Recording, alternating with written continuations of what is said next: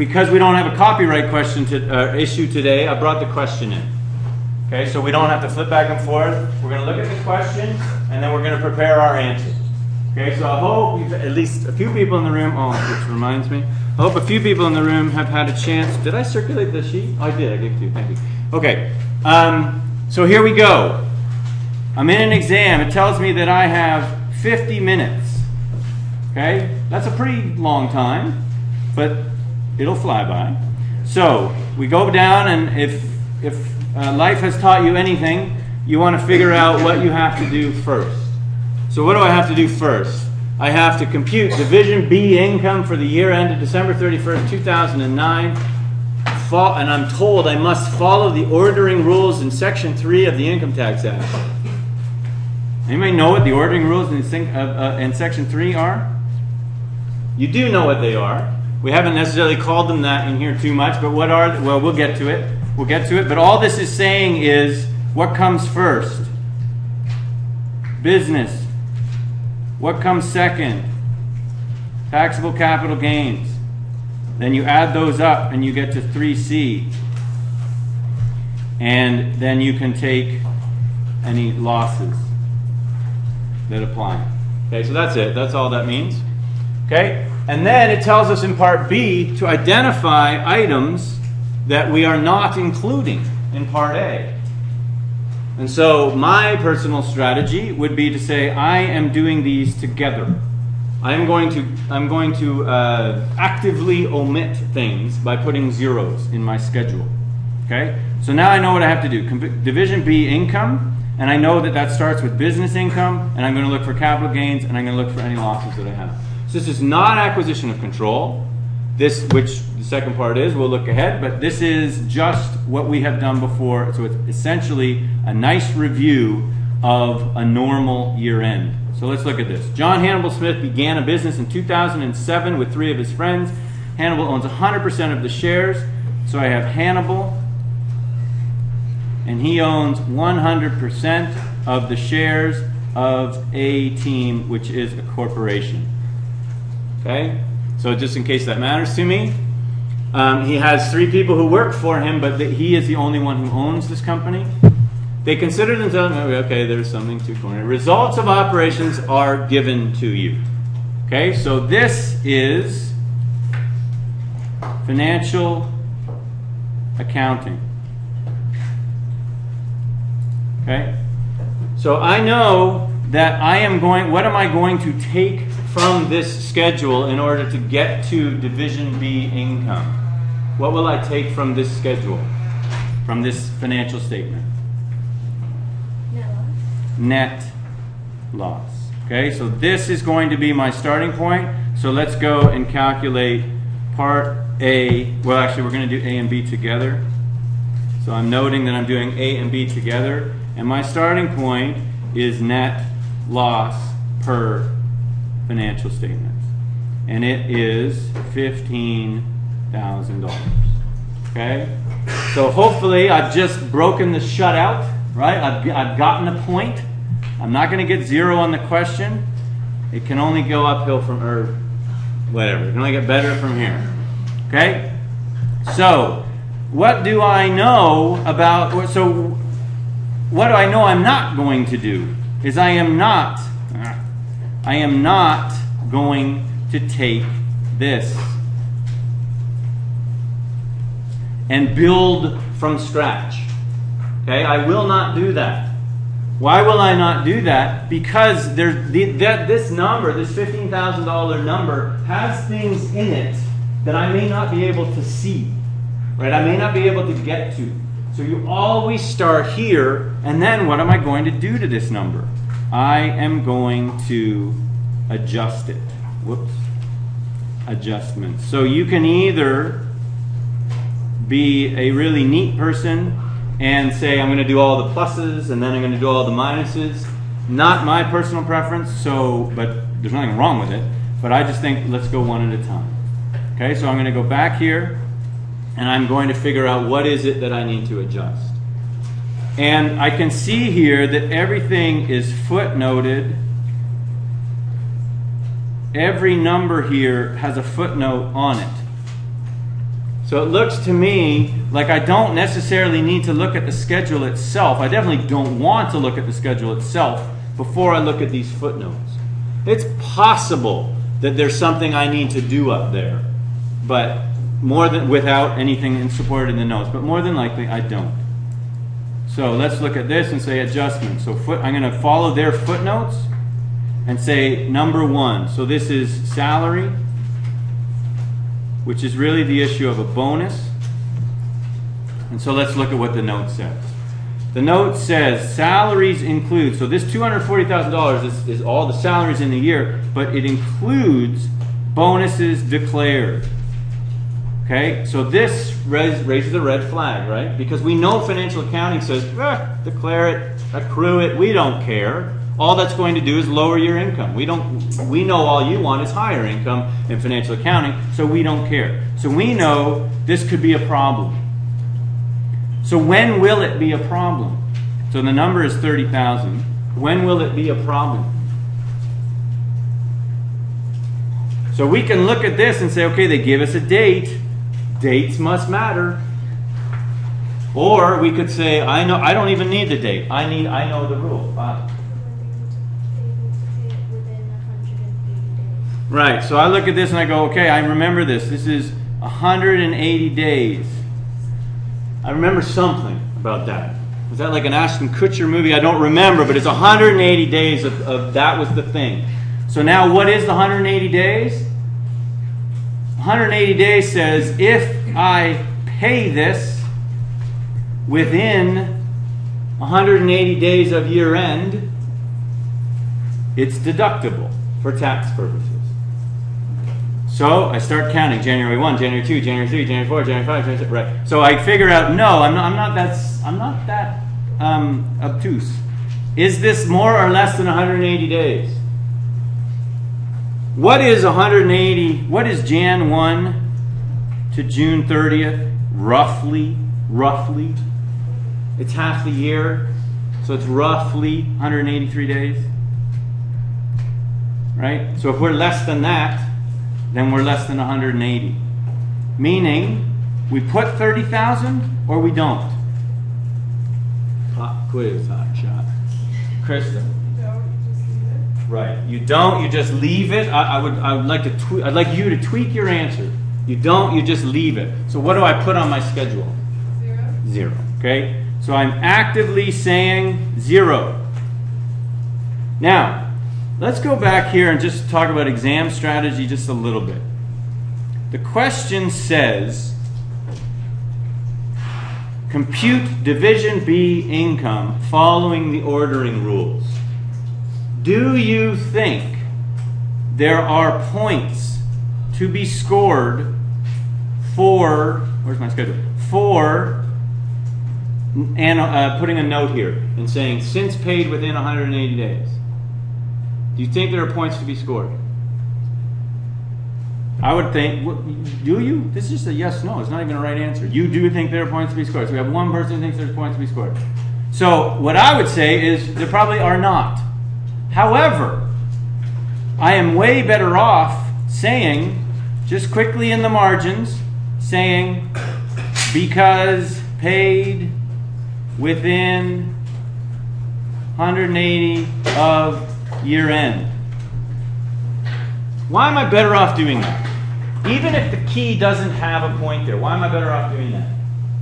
Because it doesn't say support every number. It doesn't say that. It doesn't say annotate every number. Maybe the instructions ahead of it did. But why am I better to do this?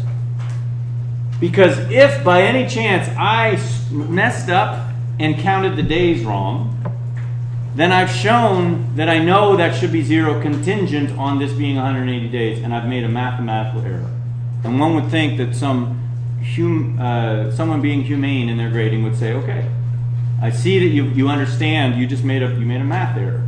We don't want math errors to cost you everything. Okay, so it's worth it. But if you don't think at the time it's worth it, then move on and let it ride on your math skills. Okay, so 2. Everybody satisfied that we've handled that footnote? Yeah, Bobby. For the 180-day rule, is it 180 days from when it was declared or from the new year? Excellent question. Is it 180 days from declaration date, because they gave us that, or is it year end? Year end. Okay, so good question. And so this is maybe what we might call a red herring. And if I circled it in red, how about that? If I really wanted it to be a red herring, I would have had that declared like way back in August or July or sometime way long ago to make sure that people understand. Okay, so it is from year end. Okay, so we're satisfied we handled that? Good. Let's move on. Number 2. Oh, crap. Right? So number 2 is there is a lot to be done. So we don't want to get ourselves all flummoxed. And so I would say I am going to defer this. Right? If there's one thing our generation is good at, it is putting things off. Okay, so this is a strategy. I'm not saying it works for you, but I think we need to build some confidence. So we're going to come back to point 2. Okay, because there's a ton of work to be done in there. Why is there a ton of work to be done in there? Because we are going to take this number. So actually, we can do the first bit of the work, right? We know that number is going back, right? We're going to add it. Whatever financial accounting did all their gimmicky stuff with amortization, we're getting rid of it. And then we are going to come up with a number, one number out of all this stuff. So I'm making the executive decision that we're going to defer this. Okay, we will come back to it, of course, because there's probably about 1/3 of the points on the question are in that note right there. Okay, so let's move on. 3. Oh, this is more friendly.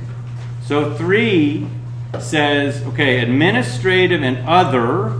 So let me just scroll back up and say, what is that number? Where is it? Okay, it's an operating expense of $90,000. It's just telling us that it's made up of a whole bunch of little pieces. Okay? So, we'll go back to our schedule and say, okay, we're going to come back to 2, so I'm just going to do it out of order, and I'm going to put 3. So the ordering rules have nothing to do with this schedule, just to be clear. You can do things in whatever order you want. So we're in part 3 here. And basically, what we have to do is piece by piece look at these things and say, does it get added back or not? Okay, so first of all, these are all expenses. So they're either added back or not. Right? We're not wondering at all about, there's nothing negative there. There's no positives that we're wondering if we need to take out. Okay, so let's look at this. Rental of new land and building after the sale of the old one. Is there anything problematic about that? Is there any reason tax says no relief? No, right? So that's fine. So let's put this as a 0. I don't know why my lines for my zeros never go through the middle. Insurance. All it tells us is insurance. And we know that's been expensed. So what is that? Insurance, what's the missing word?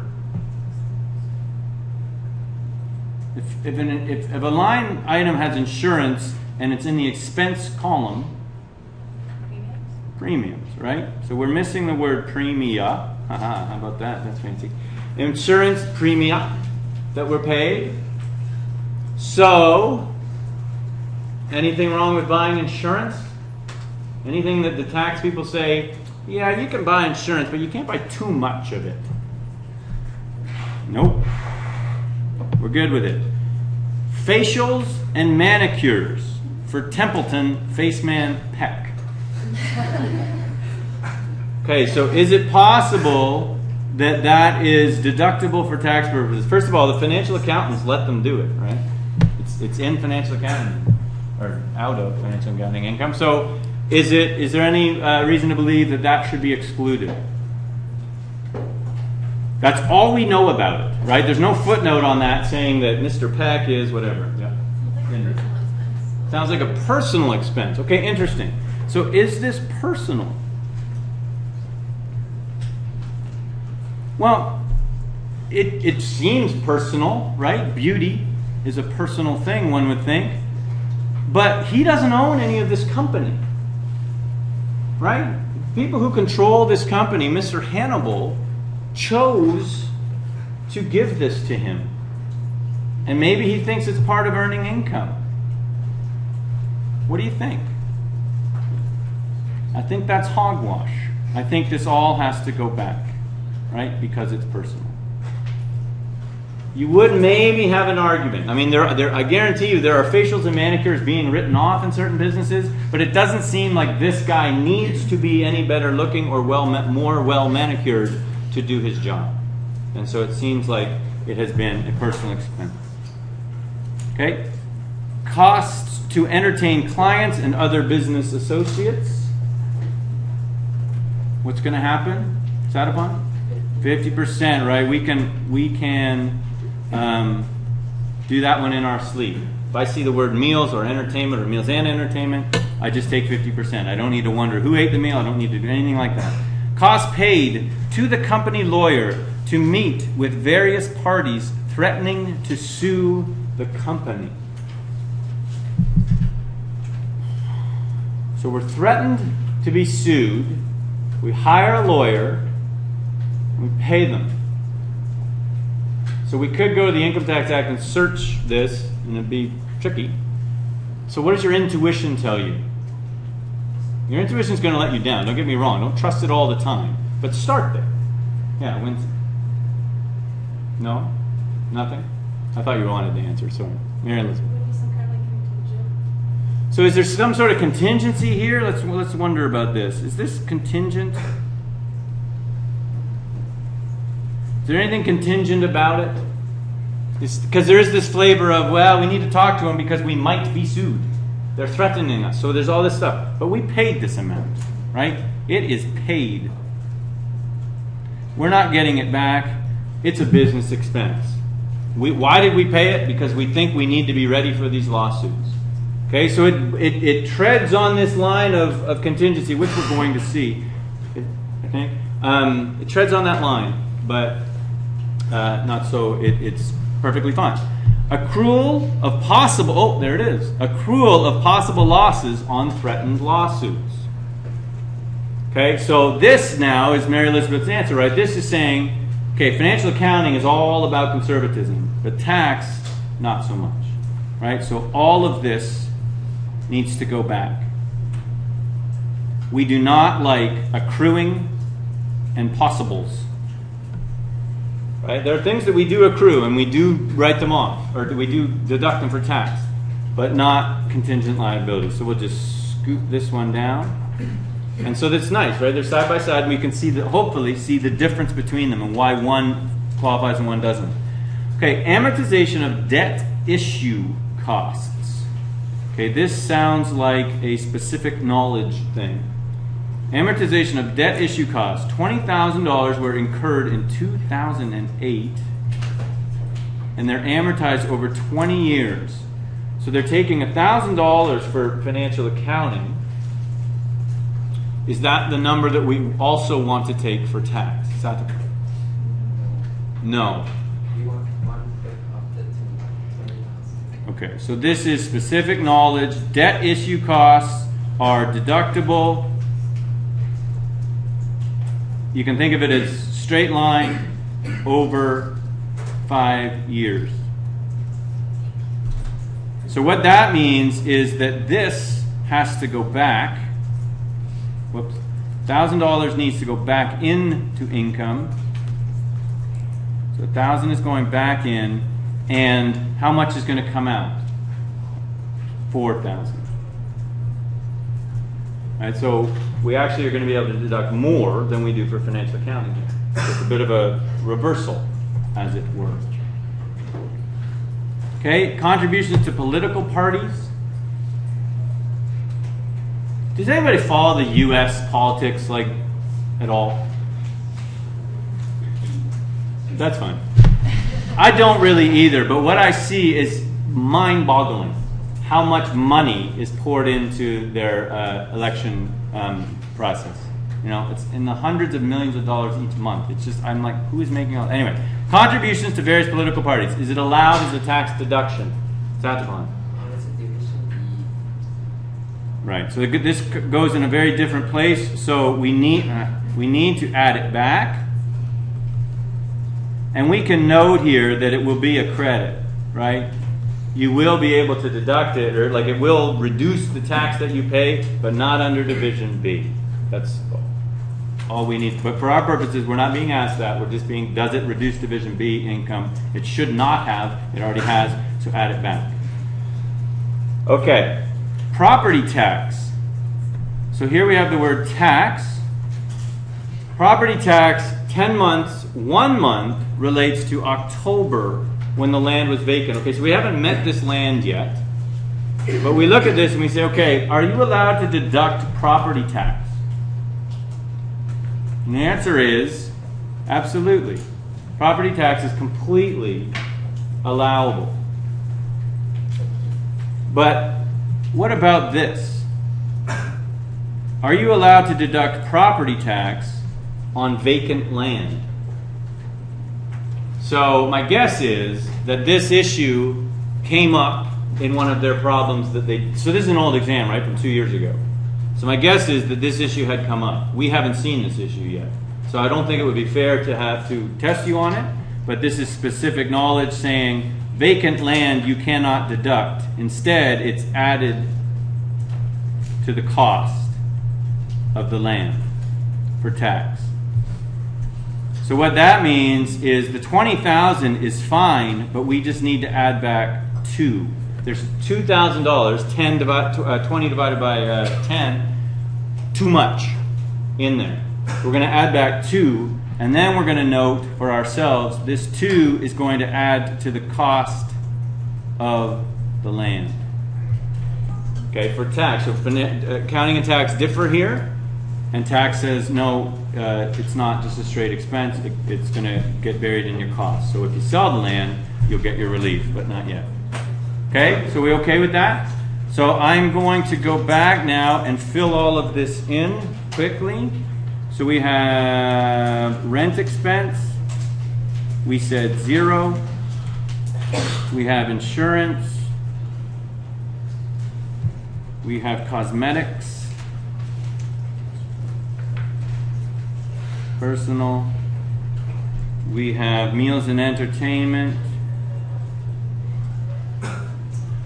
We have legal fees. We have contingent expenses.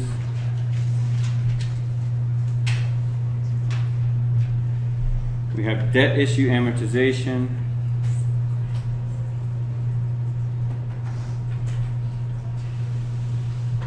Okay, we're going to leave a line there for tax. And then we have political contributions.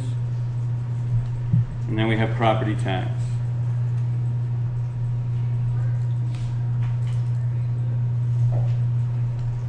Okay, and so we'll just fill in our numbers. 0, 0, plus. Let's put these in. Let's put these in nice letters. So we're going to make this a plus 6, plus 1,500. This will be a 0. This will be a plus 20. This will be a plus 1. And then we did say that we are allowed for tax, so we'll put it here. I mean, you can do this after the fact if you want, but it's just so much better, I think, not to forget it. We're going to take out 4,000 for tax, and we'll go back to this. Political contributions have to be added back, and property tax, just a piece of it has to be added back. Okay? So we handled a good chunk of the question there, doing that. Oh, by the way, I meant to mention that we for the first time, a student asked, can you give us answers along the way to do this? And so I posted something giving you a few of these answers. And it turns out that most of them were wrong. So the intention was good. So if the road to hell is paved with good intentions, we're halfway there. But unfortunately, what I did was I posted the answers from the solution that was provided when this was posted 2 years ago. And a few things don't match because of change in time, and a couple of them were just done wrong. So when I went to prepare my notes, I go, uh-oh, that's wrong. But I didn't update it, and so I apologize if anybody had frustration resulting from that. Okay, so let's go and read note 4. On September 30th, an explosion mostly destroyed the company's building. What do we feel like's coming? This could be replacement property. Okay, not sure. Insurance did not cover this particular incident. Oh, so maybe it's not replacement property.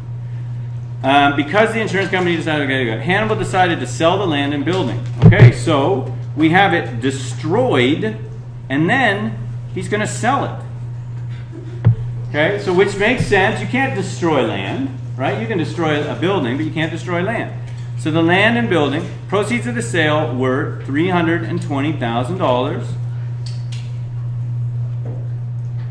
The land, which originally cost $200,000, was valued at $290,000.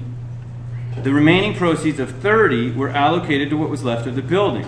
The net book value for accounting purposes was $100,000 immediately prior to the sale. Okay, so do I care about accounting purposes? I don't know. There's a lot of information in here. But first of all, before we do anything, we want to look what is on the financial statements related to this. Well, let's look back up here and see. So it's note 4. Where is note 4? Here it is.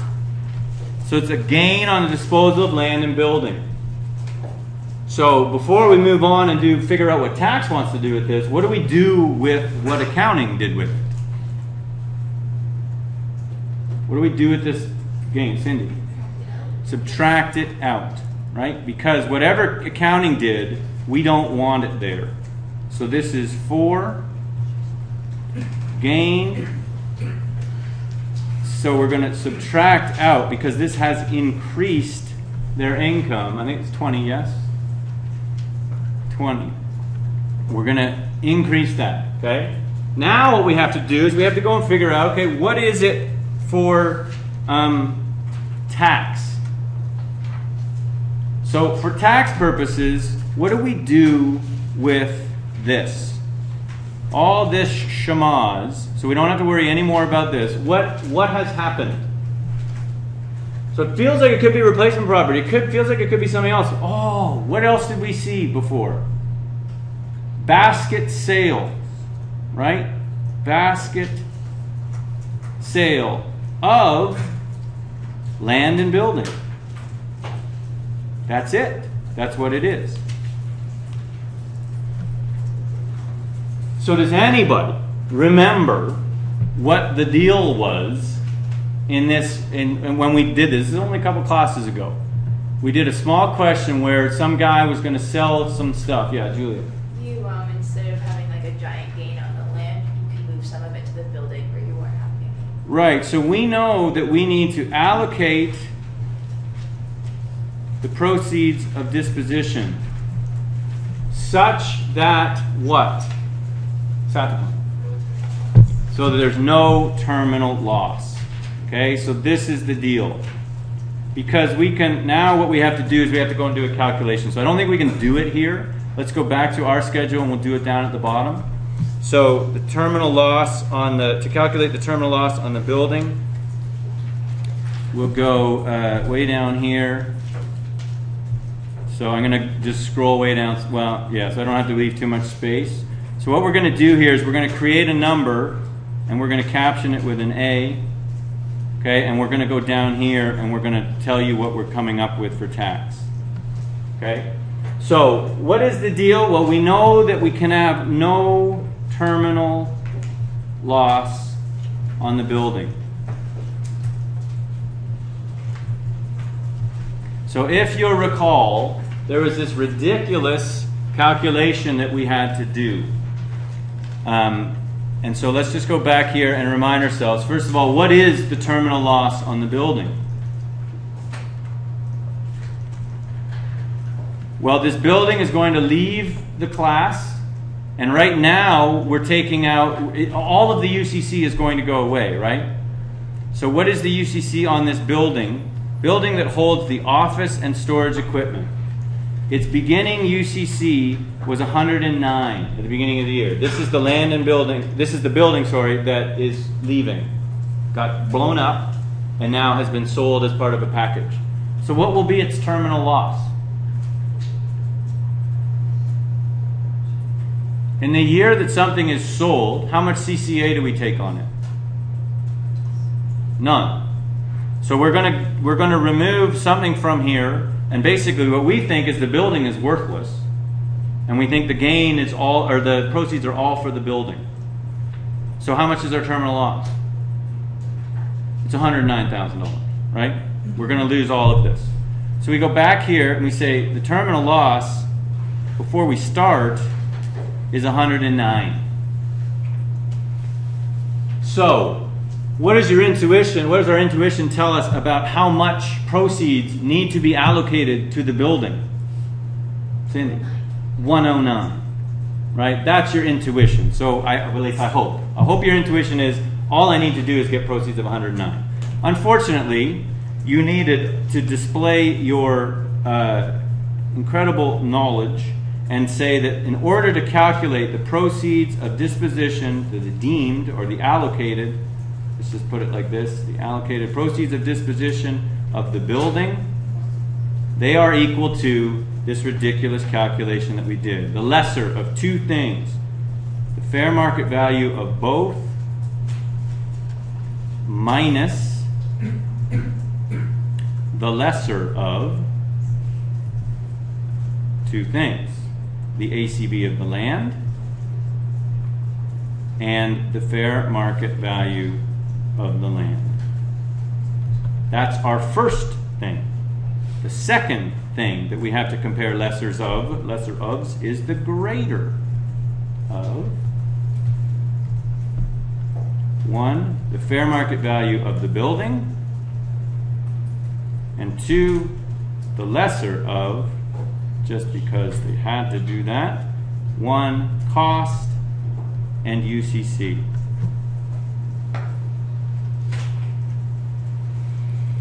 Okay? So let's fill in these numbers. What is the fair market value of both? That is 320, straight from the question, right? That's what we're going to get, proceeds 320. Then we come back here and say, what is the ACB of the land?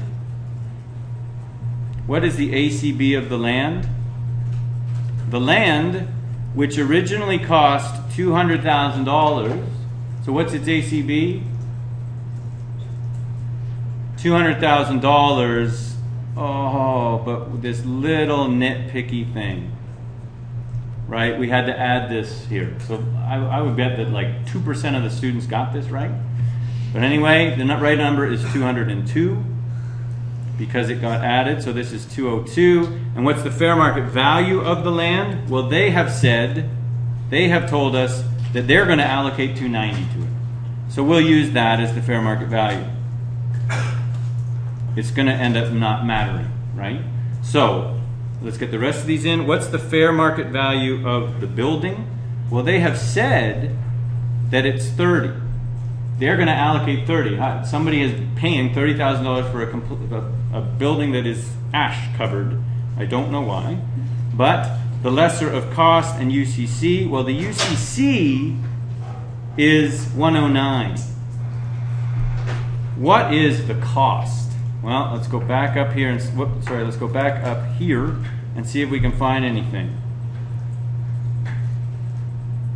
So for counting purposes, net book value was 100. That doesn't help me. There's our cost. So our cost is just given to us. It's sitting there at 119. So we go back and fill that number in. 119,554. 554. Why do you say 4 and write 6? So now we have to go back and work backward to get to which is which. So what is the lesser of 109 and 119? 109 is. What's the greater of 109 and 30? 109. Okay, so this is our option 1 is 109. And this one works out to the lesser of these two things is 202.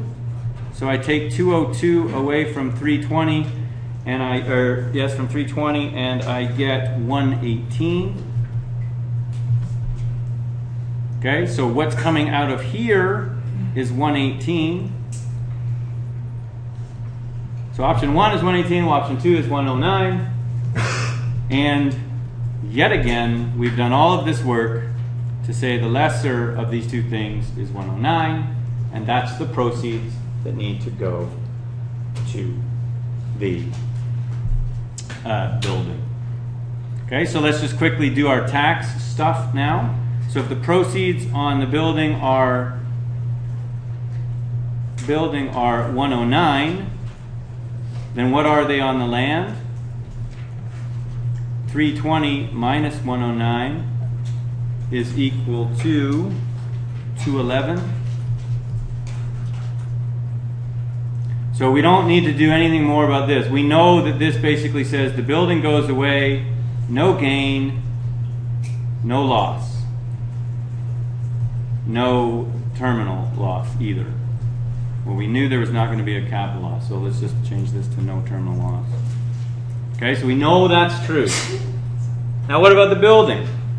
The building has proceeds of disposition of 211 and has adjusted cost base of what? 202. Right? That little glitchy 2, extra 2 being in there. So we have a $9,000 what? Capital gain.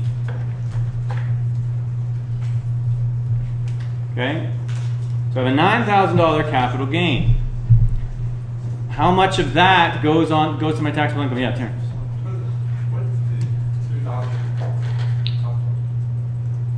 Where did the $2,000 come from? Okay. So again, this is a nitpicky little thing, so please understand that. When they gave us in bullet 4, they told us, sorry, in bullet 3, the very last point there, property tax was $20,000 for 10 months. So that's $2,000 a month. For one of those months after the explosion, the land was vacant. And therefore, you cannot deduct that $2,000. It needs to be added to the land. Okay? So, where are we? We are here. We have a $9,000 capital gain. How much goes to income? Cindy? $4,500. Right? So times 1/2 is a $4,500 taxable capital gain. Okay, so remember this was all about a caption. So we follow A all the way back up. And do we put $4,500 here? Taxable capital gain. Do we put it there?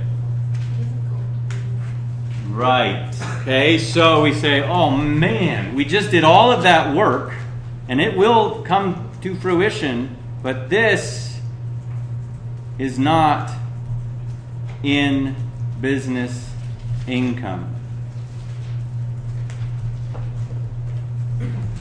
Okay, so you can leave it there and say, I'm going to do my Division B all at once, but I would say do not do that.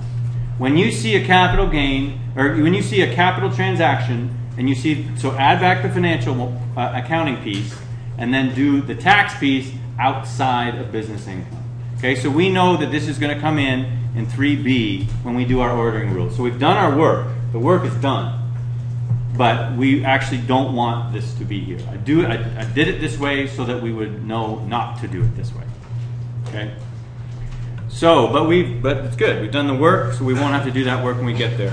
How much longer can we put off that CCA? Oh, I don't know. So we have bullet 5. Bullet 5, insurance proceeds. The company received insurance. Okay, who did I go to for premia? Is that Sean? So what are these? Received insurance. What's missing? Benefits, right? For lost revenue. So this is an income for the month when the company was without a building from which to operate. So we go back up here and we say, okay, that's footnote 5. Where's footnote 5? Okay, so insurance proceeds. So $10,000 they got from an insurance company. So if we leave it alone, we will pay tax on that number. Should we pay tax on that number? Absolutely. Yes, sir, Rooney, posituni. Does anybody know that? Okay, forget it. I'm trying to think of what it is. Pinky Dinky Doo. Do you guys know that? No. I'm just trying to figure out, you're somewhere between my generation and my kids. I'm kidding. I know you don't know Pinky Dinky Doo. Insurance business interruption. Okay, so that's fine. Just insurance. We are adding back nothing. Okay, because that is, it's replacing revenue, it's taxed. Okay, so good. That one was easy. 6. Early in 2009, the company borrowed $75,000 to purchase shares. Okay, risky. In various companies on the TSX. What's the TSX? Stock exchange. Right, just in case, just in case. The shares paid dividends of $500. Oh boy. $500 during 2009, that's our tax year, and the loan required $3,000 in interest payments. Are you kidding me? The value of the shares at the end of the year was $100. Oh my goodness. Okay. So what do we do with all this? So the first thing we do is we say, okay, I know what this bullet is about. It could be about multiple things, but I know what it is about. And so I will write in big, bold, royal letters what? Taxable. Okay, it's interest deductibility. I'll give you that. But what kind of income and or loss is this? Property, right? So I'm going to write here, I'm going to go, okay, property. This matters, right? This is not what they're in the business of doing. This is property income. This is passive income. I know that there's something going on that's different here. So right now, we have dividend income. So this is bullet 6. We have dividend income. And we have interest expense.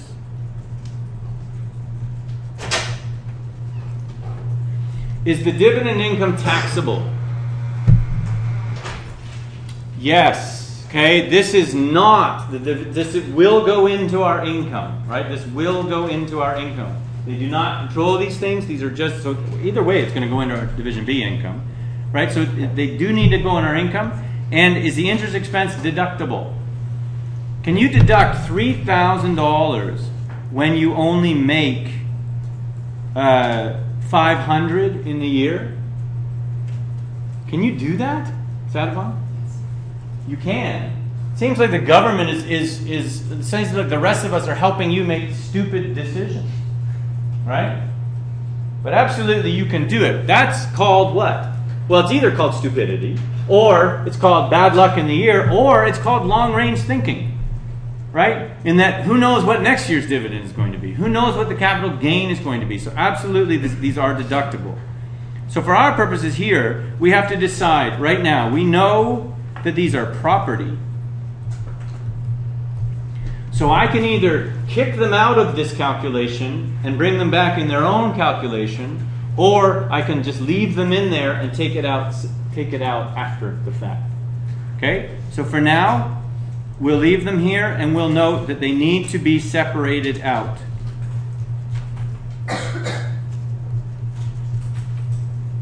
Okay? You could also kick them out here and then have them and then do them on their own later. So that's two completely fine choices.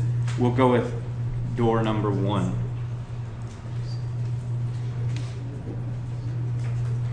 Okay, last bullet before we go back and deal with our CCA.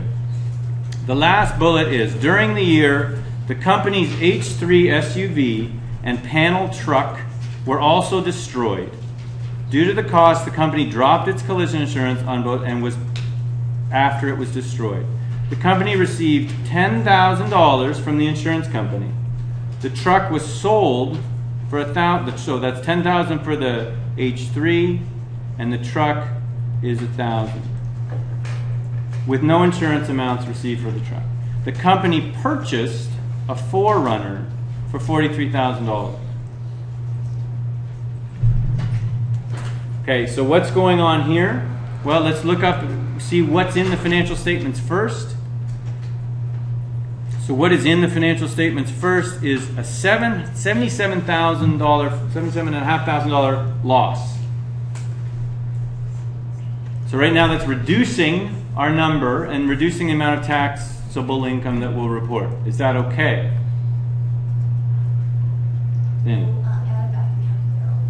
Right, good. So we want to add it back. So loss on vehicles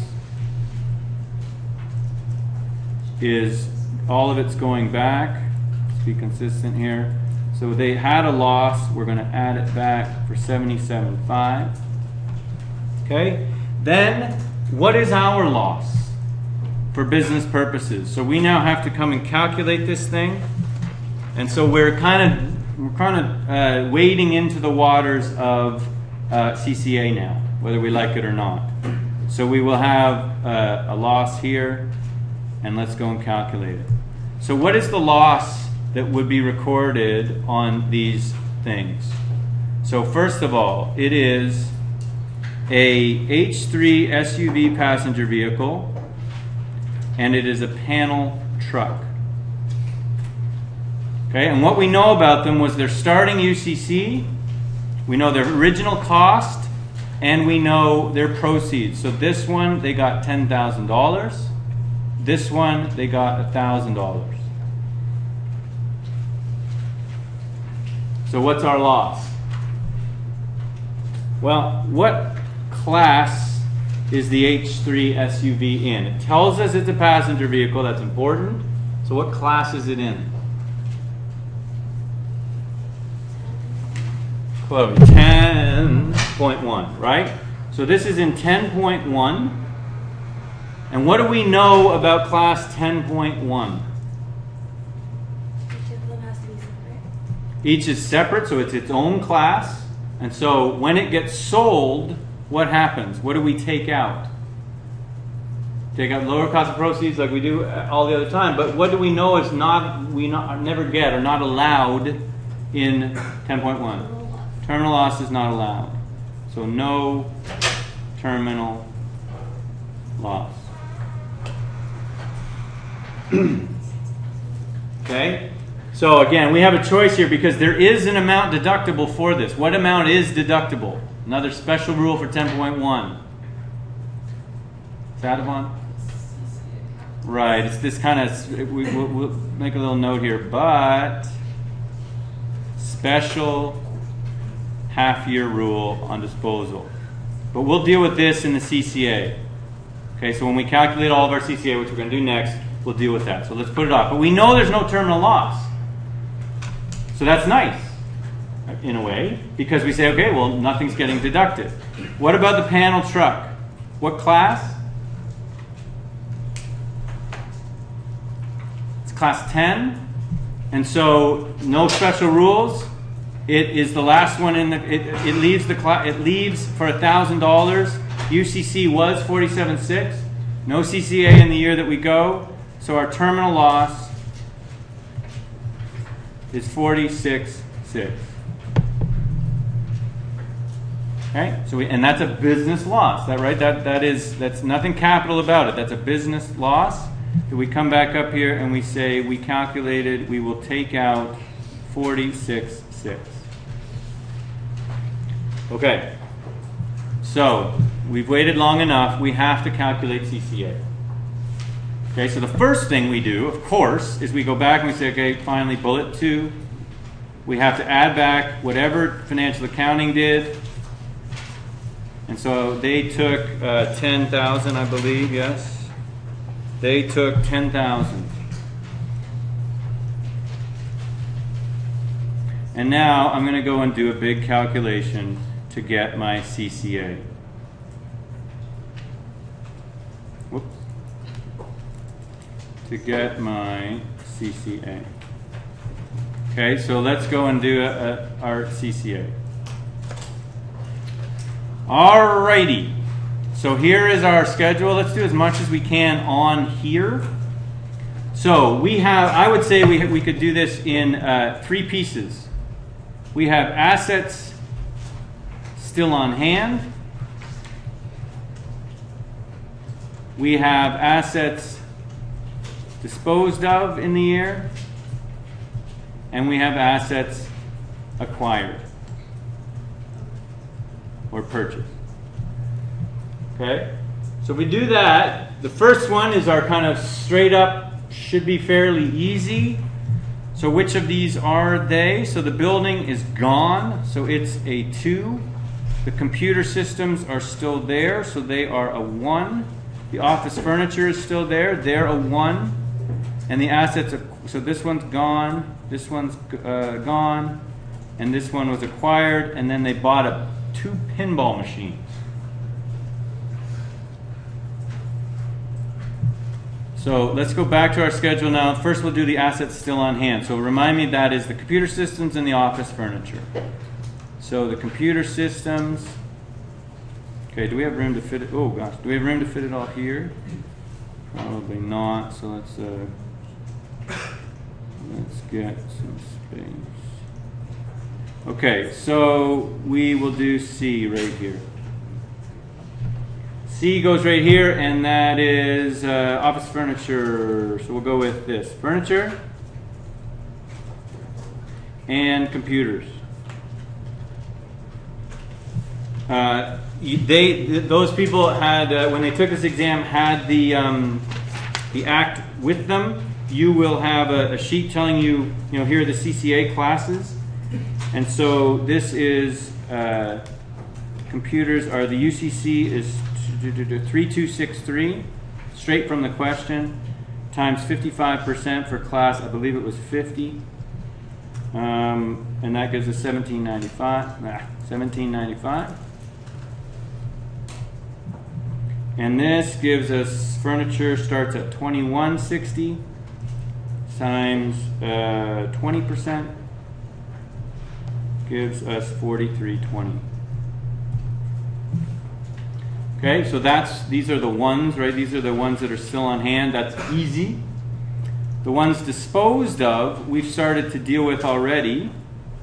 So the ones disposed of, let's go back to the question. The ones disposed of are the building. We've already dealt with the building. We know there's no CCA, so we don't have to look at it. The H3 SUV, we dealt with it, but only to say there was no CCA taken or no terminal loss taken, but there is CCA taken. So let's go back because of this special rule. So this is the H3 SUV. This is 10.1. This is unique to this class. In the year that you dispose, no terminal loss, but you can take half of what you would have taken in a normal year. So they had 27,540 times the 30% rate times a half. Right? Yes? And so that gives us 4131. Okay, so that's again just a thing that you needed to know, or they had their act, they could have read it, but they either knew it or they didn't. And then the last thing are the ones that are acquired. So what do we acquire in the year? We acquire a Forerunner, which we're told is we're given the cost of it. I'll flip here quickly. We're given that they bought it for 43. So we know that that's also a 10.1 vehicle because it's more than 30,000. So how much CCA can you take? So how much CCA can you take on a vehicle that is over 30,000? 30 plus HST. Okay, so let's be careful here. So it's $30,000, and then we have this question of HST or not. And when they took this exam, they would have been through their HST thing. And so they would know, so again, it's a nitpicky, and if you put HST here, fine, do it. But you shouldn't, because why? We know that this company has revenues of $375,000, which means it is an HST registrant. I mean, the threshold is like 30 for 3 consecutive quarters. So they are an HST registrant, meaning HST is flowing through them, meaning they will get full credit for the HST that they pay. Where'd it go? Meaning they will not include it in their CCA class. Okay, so this actually goes away because they are a registrant, so I'll put it there to note. Registrant. And you feel smarter when you say words like registrant. Okay, so it's going to be $30,000, but we're going to have the half-year rule, and we're going to have that. So this is a number that we can do in our heads, but I still don't trust myself. Where is it? Oh, here it is. 45, right? And then we have these pinball machines.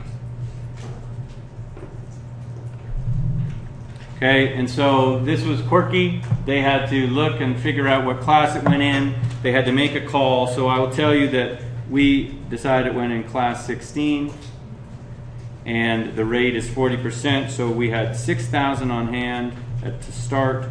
The rate is 40. Or sorry, this was acquired in the year. So it's a half-year rule again, and we get $1,200. So our number that's going to go is going to be the sum of these numbers. And if you trust me, first of all, that's a foolish thing to do. And secondly, it'll be 15,946. I wouldn't be at all surprised to find out that that's off by a little bit, but that's the number that I got when I added it up. Okay, so you can see that that's really a question in and of itself, the CCA, doing the CCA. But when it's all said and done, we've done our work, and we add it up. So this is just calculating skills, and we get 16,054. But we remind ourselves that we want to separate out the property. So property is a loss of 2,500. So the real business, I run out of space here, but I'll just put it here. The real business is that plus 2,500, so 18,544. So we're not terribly off from the numbers that we posted for you, but we're off by a bit because of that HST thing, and two, because of a couple of calculating errors. So unfortunately, we're still not done, right? So you're thinking, oh, okay, so we're close though, right? All we have to do now is answer the question. And what is the question? The question, let's remind ourselves, is calculate Division B income. So now all I have to do is go back and say, find myself some space and say, here is my answer. Division B income is equal to what I have under 3A, which is 8. I gotta go further up. 18,544. 18,544.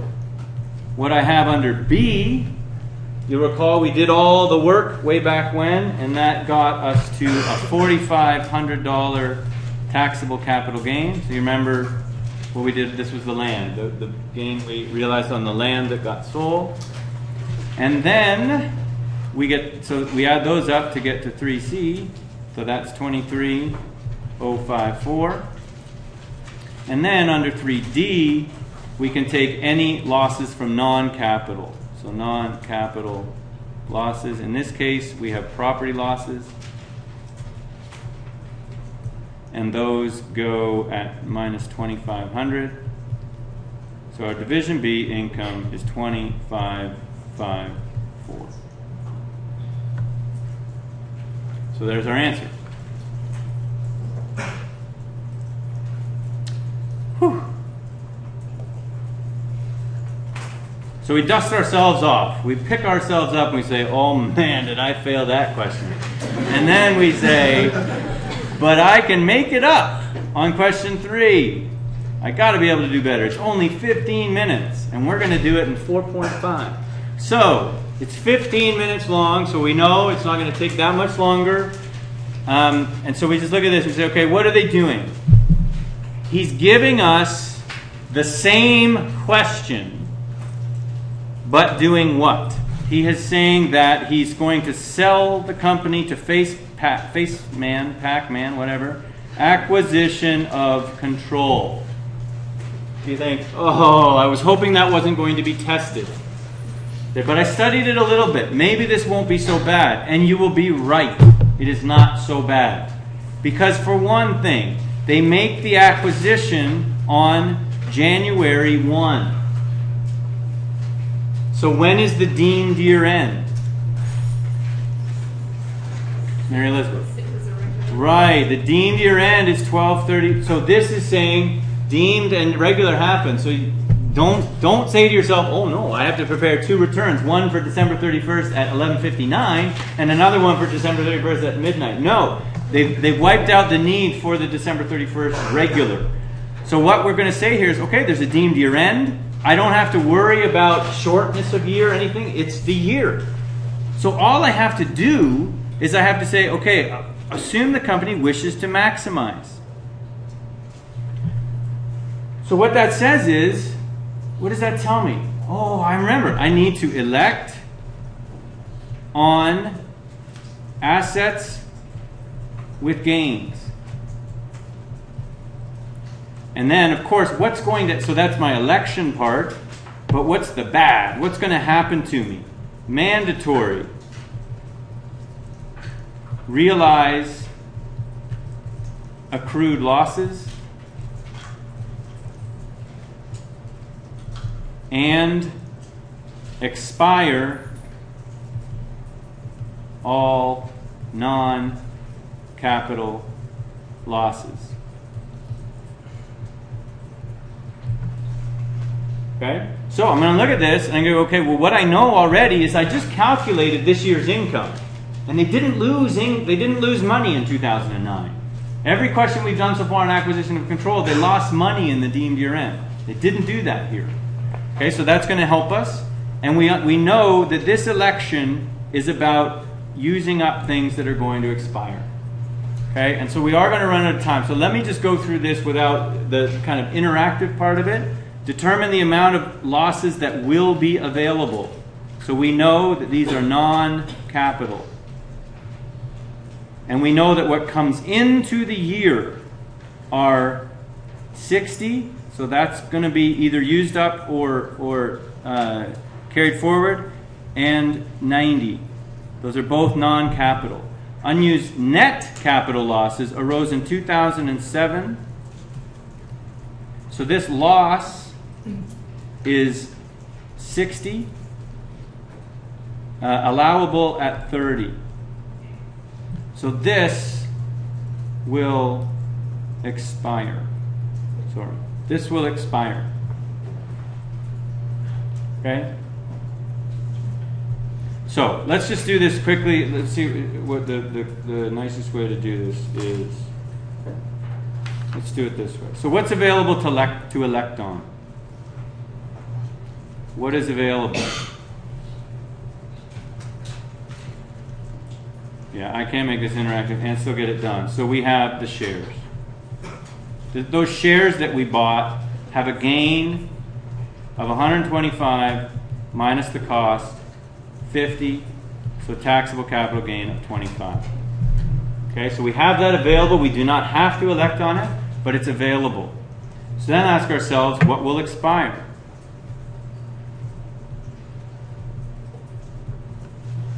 So under here, after we have had to realize all of the losses, what will expire?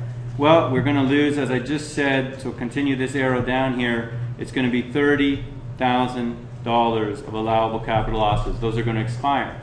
Except we had a $4,500 taxable capital gain in the year on the sale of the land. So we can use up some of that loss this year. We use up that loss and we're left with $25,500. So that's going to expire. So how do we figure out what the optimal amount is? We simply say that the proceeds of disposition on the thing we're going to elect on, so the shares, should be equal to 2 times what's going to expire. That's $25,500. That's this number right here. Plus the ACB of the thing that we are electing on, that's $75,000. That gets us to 51 here. 51, so I don't need to do that interim math for you. That gets us to 126. So there's our optimal election. We say, whoa, wait a minute.